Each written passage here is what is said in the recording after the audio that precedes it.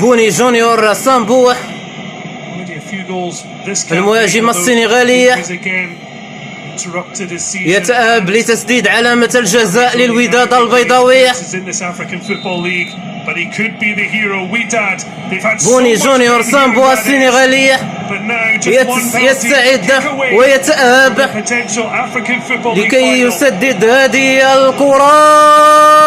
دافع الوداد البيضاوي للمشهد الختامي النهائي للدوري الافريقي السوبر ليغا. يا سلام! ومن ملعب رادس مركب حمادي العقربي في تونس العاصمة. الوداد البيضاوي يتأهل امام الترجي التونسي من تونس العاصمة. اجواء رائعة تصنع الجماهير الودادية. يا سلام! 5 مقابل 4 من علامات الجزاء. الوداد يتأهل امام الترجي التونسي.